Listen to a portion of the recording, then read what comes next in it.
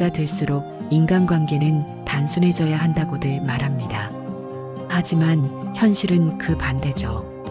오래된 인연일수록 예의와 체면이 얽히고 나를 불편하게 하는 관계에도 그동안 쌓인 시간 때문에 쉽게 끊지 못합니다. 중년이 되면 몸보다 마음이 먼저 지치는 이유가 바로 여기에 있습니다. 오늘은 중년이 되면 꼭 알아야 할 인간관계 규칙 6가지에 대해 현실적으로 그리고 조금은 직설적으로 이야기해 보려 합니다.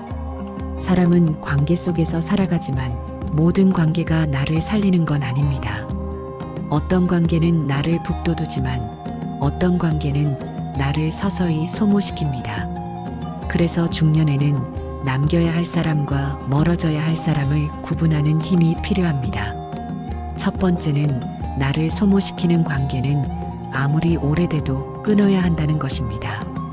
오래 알았다는 이유만으로 또는 오랜 인연이라는 이유만으로 그 관계가 가치 있는 건 아닙니다. 만나고 나면 기운이 빠지고 나를 깎아내리는 말이 습관처럼 나오는 사람이라면 그건 추억이 아니라 짐일 수 있습니다. 나이 들수록 시간은 더 소중해지고 에너지는 한정되어 있습니다. 그 에너지를 빼앗는 관계에 계속 머무는 건 결국 나를 소모시키는 선택입니다. 첫 번째 이야기를 하고 나면 많은 사람들이 이렇게 말합니다. 그래도 오래된 인연은 지켜야 하는 거 아닌가요? 하지만 관계는 오래됐다는 이유만으로 유지되는 게 아닙니다. 그 안에 신뢰가 없다면 인연은 껍데기만 남게 됩니다. 그래서 중년에는 인맥의 크기보다 신뢰의 깊이가 더 중요해집니다. 두 번째는 인맥보다 신뢰가 오래 간다는 것입니다.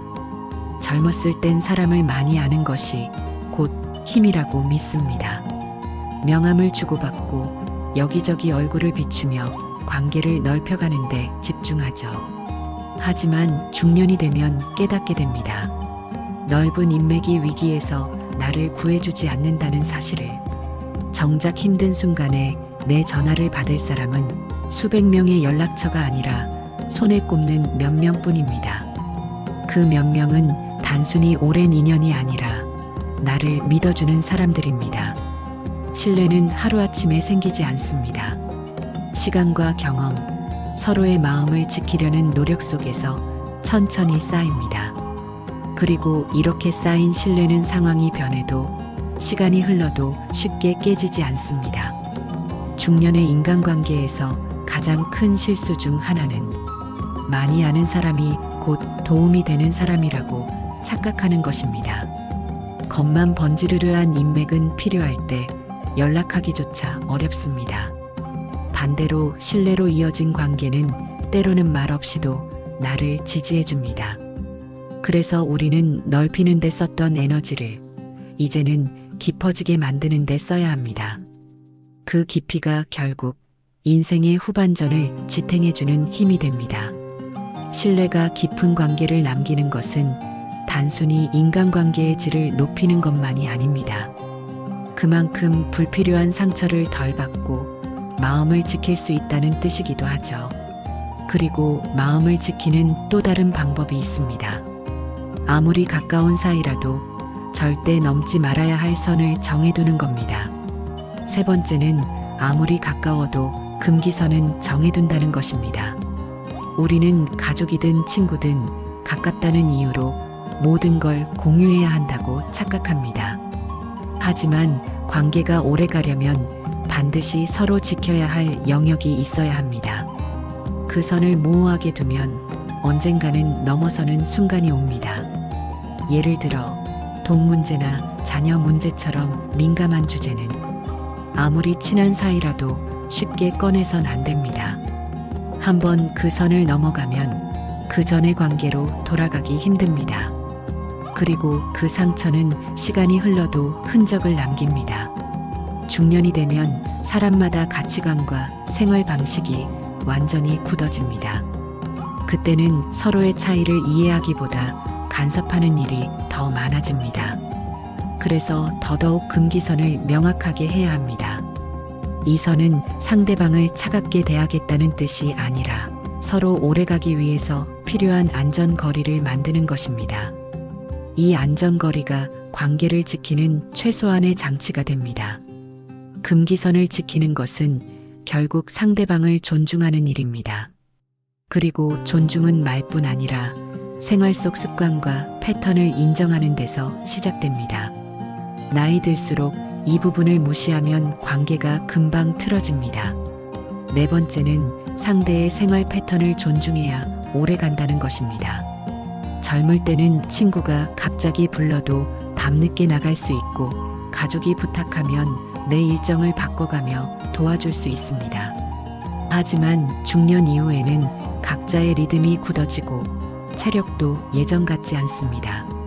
그럼에도 불구하고 누군가의 생활 패턴을 무시하고 이 정도는 괜찮겠지라는 생각으로 요구를 하면 그 순간부터 상대방은 피로감을 느끼기 시작합니다. 그리고 그 피로감은 거리두기로 이어집니다. 특히 중년에는 건강관리, 가족 돌봄, 본인만의 여가, 시간이 매우 중요합니다. 그 시간을 존중해주는 사람이야말로 오랫동안 곁에 남을 수 있습니다. 반대로 계속해서 자신의 패턴을 강요하는 관계는 결국 멀어지게 됩니다. 생활 패턴을 존중한다는 것은 단순히 시간 약속을 지킨다는 의미를 넘어섭니다. 그 사람의 하루와 삶의 구조를 이해하고 불필요한 간섭을 줄이는 것입니다. 이 작은 배려가 세월이 쌓일수록 관계의 버팀목이 되어줍니다. 상대방의 생활 패턴을 존중하는 관계는 오래가지만 그 존중의 바탕에는 반드시 균형이 있어야 합니다. 내가 계속 주기만 하거나 혹은 받기만 한다면 그 관계는 언젠가 한쪽이 무너질 수밖에 없습니다. 다섯 번째는 주고받는 균형이 무너지면 회복이 어렵다는 것입니다. 중년 이후의 관계에서 가장 흔한 오해 중 하나는 가까우니까 이해하겠지라는 생각입니다. 하지만 가깝기 때문에 오히려 불균형이 심해지는 경우가 많습니다.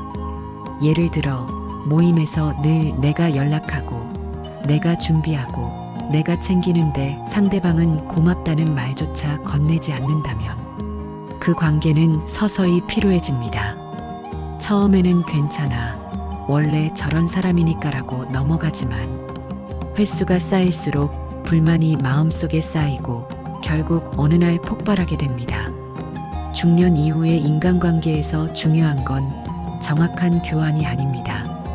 대신 마음의 온도가 비슷해야 합니다. 작은 배려와 감사, 그리고 최소한의 균형이 있어야 관계가 오래도록 건강하게 이어질 수 있습니다. 균형이 무너진 관계를 유지하려고 애쓰는 건 결국 내 마음을 더 많이 소모하게 만듭니다. 그리고 이런 소모를 줄이는 또 하나의 방법이 있습니다. 바로 모든 사람에게 솔직할 필요는 없다는 걸 아는 것입니다. 여섯 번째는 모든 사람에게 솔직할 필요는 없다는 것입니다. 우리는 솔직함이 미덕이라는 말을 많이 듣고 자랐습니다. 하지만 나이 들어 깨닫는 건 솔직함도 전략이 필요하다는 사실입니다. 모든 사람에게 내 속마음을 다 보여주면 그중 일부는 그 진심을 이용하거나 왜곡할 수 있습니다. 특히 중년에는 소문이 더 빨리 퍼지고 작은 말 한마디가 의도와 다르게 전달되어 관계를 흔들 수 있습니다. 그래서 지혜로운 사람은 모든 사람 앞에서 똑같이 말하지 않습니다. 누구에게는 100% 솔직해도 되지만 누구에게는 30%만 보여주고 나머지는 마음속에 간직하는 거죠. 이건 거짓이 아니라 나를 지키기 위한 심리적 필터입니다. 결국 인간관계에서 중요한 건 내가 모든 사람의 마음에 들려고 애쓰는 게 아니라 오래도록 서로를 지켜줄 몇 사람과 진짜 관계를 유지하는 것입니다. 그 몇 사람이 있다면 나머지 관계는 굳이 애쓰지 않아도 괜찮습니다. 이렇게 6가지를 돌아보면 결국 중년 이후의 인간관계는 무엇을 더할지가 아니라 무엇을 뺄지의 문제입니다. 나이가 들수록 인간관계는 숫자가 아니라 마음을 지켜줄 솥으로 압축됩니다. 모든 관계를 유지하려 애쓰다 보면 정작 지켜야 할 내 마음이 먼저 닳아버립니다. 이제는 선택해야 합니다. 나를 소모시키는 관계를 놓아줄 것인지, 아니면 계속 안고 가며 스스로를 희생할 것인지. 중년 이후의 관계는 많이보다 깊이가 중요합니다. 그리고 그 깊이는 서로의 마음을 지켜줄 때만 쌓입니다. 남은 인생에서 당신의 곁에 남을 사람은 숫자가 아니라 신뢰로 결정됩니다.